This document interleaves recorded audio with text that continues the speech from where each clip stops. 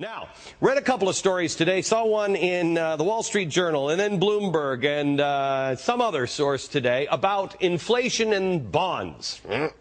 Nobody really wants to buy our treasury bills. Nobody wants to buy our debt, it seems, except for the Fed. So how high will inflation go?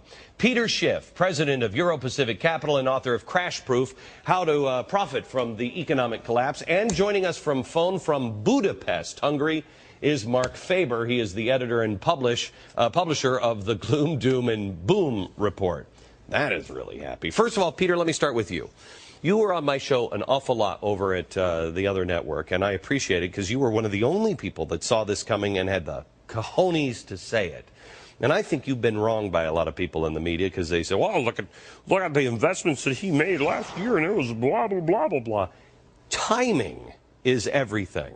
They were looking at some of the things that you had done and said, well, see, but timing is everything, is it not? Well, I mean, I'm a long-term investor. All they were doing is taking a snapshot of how some of my accounts performed in the second half of 2008. They forgot about how they did for the 8 years prior to that. And, of course, they haven't even looked at what's happened in 2009, right, which is pretty much reversed most of what happened in 2008. Okay. I want to get both of you guys up because this is like, I mean, this is like the dynamic duo of death. If you're looking for a happy place in the economy, you're not going to get it from these two guys right now. Let me go to Marc Faber in Budapest. Marc, I heard you say that you now believe it is 100% guaranteed that we are going to have hyperinflation like Zimbabwe. Yes, that's correct. That's not happy. Okay. How long before that happens? I mean, they're buying, you work all day and you can't afford a loaf of bread in Zimbabwe. Well, the thing is like this. Basically, in America, there is a mindset that deflation is bad. I'd have to point out that the entire 19th century in the U.S., during which the U.S. had very strong growth and huge gains in real incomes, was a deflationary century. But the view is that deflation is bad and inflation is good. Let me just read you one sentence by Ken Rogoff, he's a Harvard professor. I'm advocating 6% inflation for at least a couple of years. It would ameliorate the debt bump and help us work through the deleveraging process. Well, if inflation is now, say, around 1.5% to 2% and goes to 6%, how do you stop it at 6%? You can't. Yeah, you With can't. the huge deficits we have, the Fed will be reluctant to increase interest rates. Okay. You know, it's like saying, you know, you're just going to get a little bit pregnant. Doesn't work.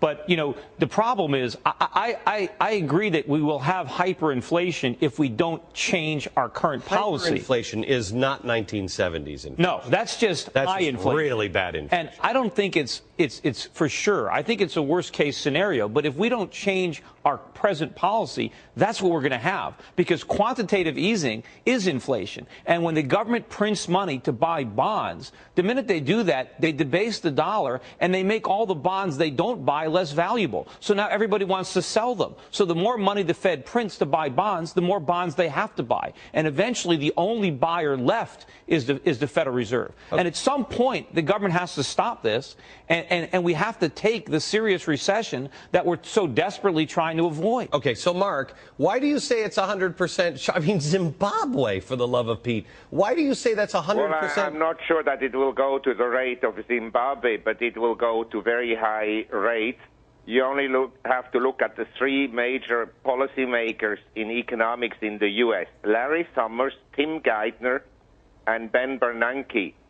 They've never worked in the private sector. They don't know what a balance sheet is, basically, of a household that obtains a salary, spends, and then has some money left for savings. Peter, does this make, when California bellies up to the bar, and there's a lot of states that are on that path, they belly up to the bar, that's not going to make anybody more responsible. Oh, no. I mean, first of all, I mean, he should say what Ford said to New York, drop dead. I mean, the last thing we want to do is bail out California, because California needs to make serious cuts in its budget. And if we guarantee their debt, then they don't have to do it. And if we do that, not only do we send send a message to California that you can keep on being irresponsible, but now we got to bail out all the other states. Yeah. And of course, what about the states that have balanced budgets right now? They're going to feel like idiots. They're going to want to have deficits so they can get a bailout. Peter, I appreciate you being on. Mark, before I cut you loose, will you answer the question? How long do you think we have before we have to? Before it's like too late. Well, I think it's already too late now. If we define inflation as the increase in the quantity of money and debt, then obviously starting with the 1980s, the debt to GDP in the U.S. went from 130% to now 370%, and that excludes the contingent liabilities arising from Social Security and Medicare. Even if we don't have the hyperinflation, under the best case scenario, we're still going to have high inflation, much higher than the 1970s. There's no way out of that. Okay. All right. I mean, let me ask you. You know Marc, right? I know him, yes.